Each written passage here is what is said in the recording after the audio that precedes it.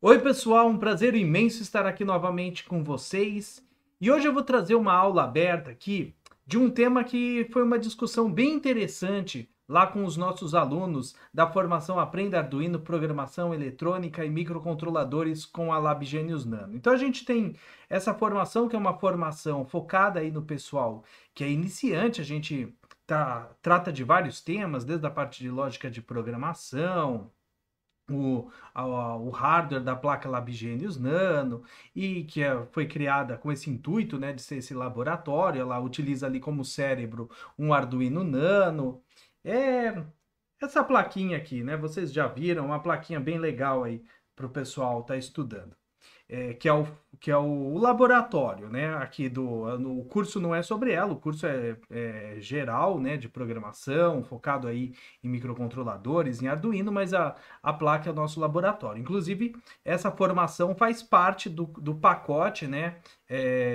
Que a gente chamava de superformação, que agora é um outro pacote de cursos que inclusive agora tem os dois principais cursos do pacote, que é a formação em microcontroladores e a formação em internet das coisas.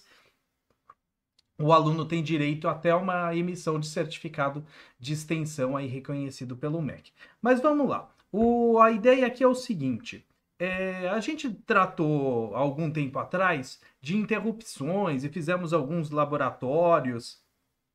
E um laboratório muito interessante que a gente trabalhou foi a questão de fazer medição de largura de pulso. Inclusive, tem até um outro vídeo que também está aberto aqui no YouTube. Eu vou deixar aí nos cards para vocês estarem dando uma olhada. E a gente fizemos de algumas formas. E uma das formas que a gente fez, uma das formas mais eficientes, foi a utilização de interrupção externa. Então, com a interrupção externa, a gente conseguia fazer a medição, né, da largura de pulso. A gente injetava um sinal ali na entrada do microcontrolador, numa das entradas que dispõe de hardware de interrupção externa, e trabalhando ali com as interrupções, a gente conseguia então detectar a subida, detectar a descida de pulso e fazer a contagem, né, ali de tempo, que vai dar a medição da nossa largura de pulso, tá bom? Então, aí a gente utilizou as interrupções externas. Aqui está um pouquinho do que a gente usou no programa. Então, utilizamos a interrupção externa 1, né, o pino D3. Daí usamos os recursos aí do Arduino de fazer a declaração, né, a inicialização aí da interrupção, dizendo qual interrupção que vai ser, indicando a função a ser executada quando for detectada a interrupção, e também o formato, qual sinal vai disparar essa interrupção externa. Só que tem um detalhe: a gente, nesse programa, nós utilizamos um mesmo pino, né, uma mesma interrupção externa, só que quando a gente executava a função de atendimento da interrupção, a gente usava novamente esse attach interrupt aqui para configurar, para fazer uma mudança no formato dessa interrupção. Então, uma hora a gente detectava a borda de subida, outra hora detectava a borda de descida. E além dessa mudança do sinal que vai gerar a interrupção, né, do evento que vai gerar a interrupção para nós, a gente também mudava a função de atendimento de interrupção. Então, a gente ia ter uma função de quando detecta a subida e uma função quando detecta a descida, tá? Então, legal, ótimo, funcionou muito bem, né? A gente até mostrou lá os resultados. Tem no vídeo, eu vou deixar o vídeo aí linkado para vocês darem uma olhada. Só que é um detalhe bem interessante. Quando a gente trabalha com a parte de interrupção, geralmente a gente fala que existe um endereço, né, um vetor de interrupção, aonde a gente vai estar ali tratando aquela interrupção quando a interrupção for gerada. Tá? Então, a questão aqui é: como podem existir duas funções de atendimento para uma mesma fonte de interrupção? Essa é a questão aqui que a gente vai comentar de maneira sucinta aqui nessa aula. Então, apenas para a gente recordar um pouquinho com relação a, de maneira bem superficial, essa questão das interrupções, como que isso daqui é tratado? A gente tem que ficar bem claro, principalmente para o pessoal que é iniciante, que interrupção são eventos de hardware, tá? Muitas vezes, quando a pessoa está trabalhando, principalmente com linguagem de alto nível, linguagem C, ele vai estar utilizando ali funções para fazer o atendimento das interrupções, e ele acha que é o mesmo conceito da modularização normal de programa, você chamar uma função, chamar um bloco de comandos. Mas é diferente, porque uma função normal, você vai chamar ela dentro do seu programa, o que não acontece com a interrupção. A função de interrupção, ela será executada quando houver um evento de hardware que seja detectado, né, pelo hardware interno ali do microcontrolador, e daí o programa é deslocado para aquela região, para aquele endereço específico ali para começar o atendimento da interrupção, tá bom? Então esse é o primeiro detalhe, é muito importante a gente deixar claro que interrupção, geração de interrupção é um evento de hardware, você não vai chamar a função de interrupção. Outro detalhe, diferentemente das funções normais, que o compilador ali e o linker vão alocar em qualquer local ali da memória de programa, as interrupções elas vão ter o que a gente chama de vetores de interrupção. Interrupções, endereços específicos ali na memória de programa para o contador de programa, né? Para aquele registrador ali que indica a próxima instrução a ser executada, colocar ali o endereço específico, quando for gerada a interrupção, né? Ele vai ser carregado ali um endereço específico e vai saltar o programa para aquele ponto ali, para aquele endereço de memória que representa a interrupção de cada um dos hardwares ali, de cada um dos periféricos internos. Então isso daqui tem que ficar bem claro, tá, pessoal? Então vai ter uma região específica ali da memória de programa com a tabela ali com os vetores de interrupção, com os endereços ali de memória de programa específicos que quando for gerado aquele evento específico que gera a interrupção, o contador de programa vai ser automaticamente deslocado para o endereço específico da interrupção gerada, tá bom? Então, se a gente tem um endereço específico para a interrupção gerada, como que a gente pode ter mais de uma função, né? Mais de um bloquinho de comandos? Uma hora a gente vai chamar um bloquinho, outra hora a gente vai chamar outro bloquinho, mas como é isso? Será que a nossa função de interrupção ela já não fica ali naquele endereço do vetor de interrupção? Como que é feito isso? Aqui apenas para exemplificar, né? Então a gente está executando nosso programa, vem um evento de interrupção, a gente para ali a execução, vai para aquela região de memória ali onde está a rotina para a execução da função de interrupção e depois a gente retorna para o nosso programa ali onde ele estava sendo executado, para a instrução seguinte. Da mesma forma que uma função, só que a função é chamada, a interrupção é um evento de hardware, que a gente não sabe quando vai acontecer. Simplesmente a gente configura o hardware e quando aquele evento acontece, o nosso hardware ele já foi construído para gerar essa interrupção e para deslocar o programa para aquele endereço específico. No caso aqui do Arduino, que é o cérebro da nossa plaquinha Labgenius Nano, né? Então a gente tem aqui o Arduino Nano e ele tem um microcontrolador AVR ATmega 328P, tá? E esse microcontrolador específico tem essa tabela aqui de vetores de interrupção. Então, os endereços já específicos para onde o seu programa vai ser deslocado quando for gerada a interrupção. Então, a gente vai estar trabalhando com a interrupção externa 1, né? Seria esse endereço aqui, ó. Em hexadecimal, né? Que está aqui, 0x0004. Então, quando é detectada a interrupção naquele pino específico, naquele pino físico específico de interrupção, o seu contador de programa vai ser automaticamente carregado com esse endereço aqui para ir buscar a próxima instrução nesse endereço aqui, no endereço da interrupção. Note que os endereços de interrupções eles são muito próximos um dos outros, tá? Então, você não vai colocar todo o seu código de interrupção aqui. Você vai colocar alguma coisa ali para chamar para deslocar ali na sua memória de programa o local onde realmente vai estar o seu bloco aí um pouquinho maior de interrupção. Lembrando que a gente tem que sempre evitar, quando trabalha com interrupção, ter muitos comandos ali dentro do bloco de interrupção, né? Ser o mais sucinto possível para o nosso programa não se perder. Então aí já vem a primeira dica. Então o nosso, realmente, quando é executar, quando é gerada a interrupção, ele realmente vai para o endereço específico da interrupção. Só que não vai ser ali que vai estar a função de interrupção. Já vamos ter que deslocar para o local certo, onde está a função de interrupção, tá bom?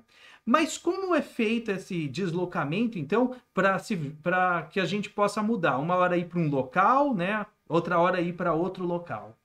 Aí, neste caso, pessoal, é usado um conceito um pouquinho mais avançado, tá? Para o pessoal que é iniciante, esse conceito aqui é um pouco mais avançado. É um conceito avançado, eu não vou nem dizer que é um pouquinho mais, já é realmente um conceito mais avançado. Geralmente, quando a gente está implementando, quando a gente começa a trabalhar com microcontrolador, até intermediário, a gente não vai implementar dessa forma. Mas como o Arduino, o Core Arduino, foi todo construído por pessoal com conhecimento aí mais avançado de programação e das estruturas de microcontroladores e da linguagem C, eles fizeram um detalhe bastante interessante. Como que é feito isso daqui? Então aqui, né, é apenas a questão do attach interrupt, né, que é o comando do Arduino, o comando alto nível, para a gente fazer a configuração, né, ali da nossa interrupção. Então a gente vai informar aqui o pino físico, que isso está já dizendo qual que é o endereço de interrupção que a gente vai estar trabalhando, no caso aqui, por exemplo, da interrupção externa 1, aquele endereço que eu mostrei ali em cima. A nossa função aqui de atendimento de interrupção e o modo, né? O que vai gerar a nossa interrupção. Então, isso é o alto nível que a gente vê quando a gente programa lá com o Arduino, que a princípio parece que a gente configura isso daqui só uma vez e pronto, que a gente não pode ficar modificando isso daqui no nosso programa. Só que não é bem assim, isso daqui pode ser alterado dinamicamente no programa, tá? Pelo seguinte, como é feita a implementação por trás disso daqui? Como que é a implementação lá na linguagem C disso daqui? Na verdade, é criado um vetor aqui com ponteiros de funções. Um ponteiro de função onde vai ser armazenado ali, para cada posição ali desse vetor aí de ponteiro de funções, qual das interrupções ali, né, vão ser utilizadas. Interrupção externa 0, interrupção externa 1, tá bom? Isso daqui fica onde? Isso daqui fica nesse arquivo aqui, ó, winterrupts.c. Então, se você pegar o seu arquivo .ino do Arduino, você pode abrir ele, por exemplo, lá no Atmel Studio, no Microchip Studio, tá bom? E você pode ver essas implementações aí de uma maneira mais profunda e entender isso daqui melhor. É possível você carregar e desmembrar aí o seu projeto, né, gerando os arquivos um pouco mais de baixo nível aí para um entendimento melhor. Então, aonde está isso? Vamos dar uma olhadinha aqui onde está isso. Então, está lá naquele arquivo que a gente comentou, winterrupts, tá bom? Então, tá aqui, ó, tá? Então, tá aqui, tá? Aí, como a gente comentou, aí a primeira declaração aí do vetor de ponteiros, tá bom? Então tá aqui. A declaração aí do vetor de ponteiros, ela tá feita aqui, tá certo, pessoal? Daí aqui ele já coloca aí as possibilidades das interrupções aí, no caso aí, interrupções externas, tá bom? E aqui, mais para baixo, ó, neste ponto aqui, tá a utilização do attach, do attach interrupts, para indicar a função de atendimento de interrupção. Então, note que quando a gente chama essa função, que é aquela função lá do alto nível que a gente usa no Arduino, cadê aqui? No Arduino aqui, ó. Tá, a gente começa com ela aqui, ó. Tá bom? Que a gente está trabalhando, indicando qual que é a nossa interrupção externa, qual que é o nome da função e qual que é o formato, qual o evento, né, que vai gerar a interrupção. A gente está usando dessa forma aqui. Mas isso daqui no baixo nível seria isso aqui, tá? Aquilo lá no baixo, vamos dizer baixo nível, não é baixo nível porque não chega a ser no assembly, mas de uma maneira um pouco mais avançada, tá bom? Então tá aqui, é dessa forma, e é neste ponto aqui que a gente indica ali, ó, que o ponteiro o ponteiro ó, que é salvo dinamicamente com o endereço da função que a gente vai estar trabalhando, tá? Com o endereço da função. Então, isso daqui a gente pode fazer essa mudança aqui de forma dinâmica no nosso programa. O endereço, quando é gerado o evento de interrupção, ele vai sempre para um endereço específico. Quando é gerado o evento de interrupção, vai sempre para um endereço específico. Porém, nesse endereço, a gente tem ali uma indicação para onde ele deve ir. Vamos representar assim, como se tivesse ali uma variável, tá? Entre aspas, uma variável, e o conteúdo dessa variável indica para a gente aonde está a função de interrupção, ou qual a função de interrupção, de atendimento de interrupção que a gente quer utilizar. Então a gente consegue fazer mudanças aqui de maneira dinâmica. Quando a gente está falando de maneira dinâmica, durante a execução do programa, tá? Então isso daqui é realizado durante a execução do programa, ok? E onde está isso aqui? Tá aqui, ó, um pouquinho mais para baixo, tá? Então tá aqui, ó, tá justamente aqui, ó, nessa parte aqui da implementação, tá bom? Então tá aqui, onde a gente está carregando, então, aí o endereço da função do usuário ali no nosso vetor ali de ponteiros. E por fim, é feita então a implementação da interrupção, tá? Então, daí é feita ali a implementação da interrupção em si, do vetor da execução da interrupção, e daí vai executar, vai chamar a função de interrupção que tiver previamente definida, tá bom? Então, a função que tiver ali no vetor 1, na posição 1 do vetor, né, que vai ser o endereço para a função de atendimento da interrupção que você vai utilizar, vai estar aqui. Aqui é a implementação. Então, o conteúdo aqui apontado, ele muda, né? Então, ele muda esse destino que você está mandando ele buscar, o que deve ser executado naquele momento, tá bom? E onde está isso? Também está aqui nesse arquivo winterrupts.c. Vamos procurar aqui para baixo.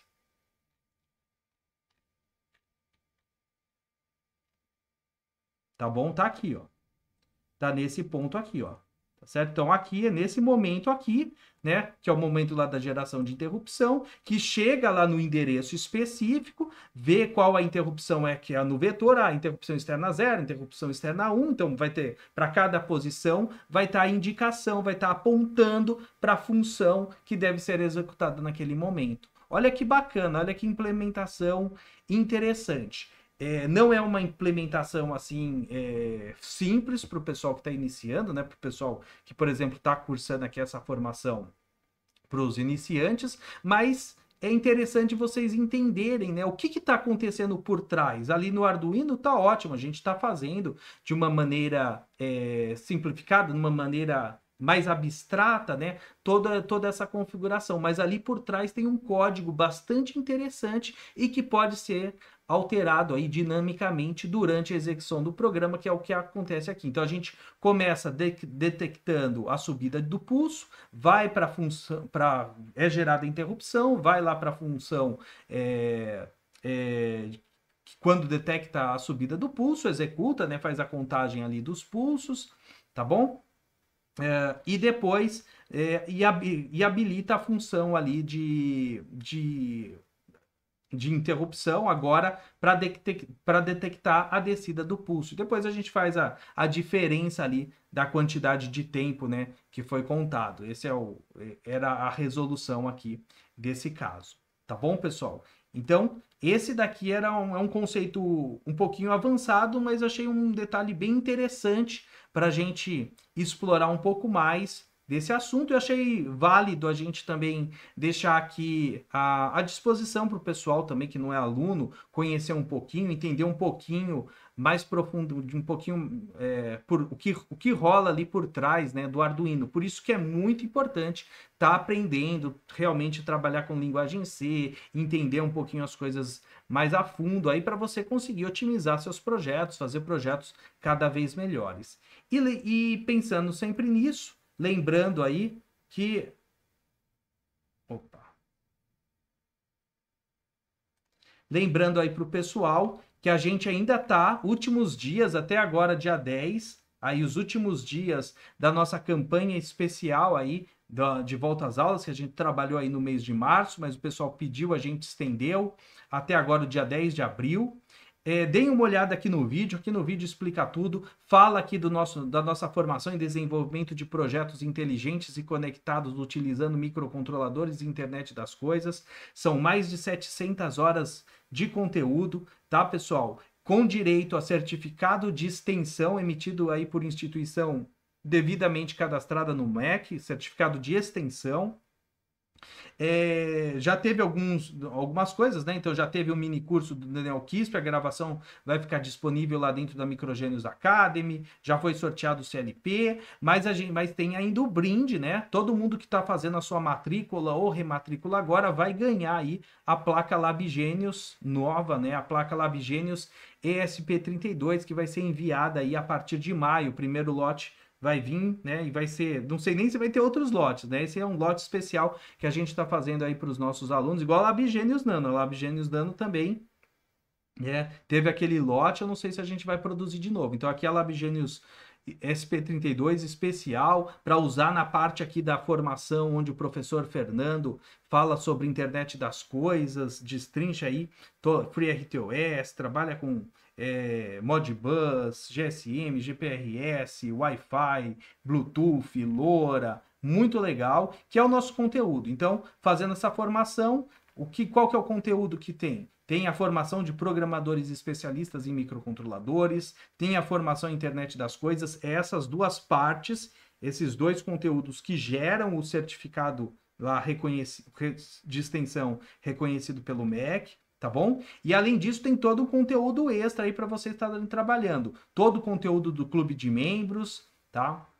O conteúdo dessa formação aqui para iniciantes LabGenius, sem placa LabGenius Nano, tá? Não vai a placa LabGenius Nano, vai a placa LabGenius ESP32, tá, pessoal? Aquela lá, a placa nova que vai, tá bom? Tem acesso a uma conta acadêmica da nossa plataforma IoT Geniote, e aí estão todos os detalhes aí para vocês saberem. Mais de 700 horas de conteúdo, mais de 1.700 aulas, tá bom?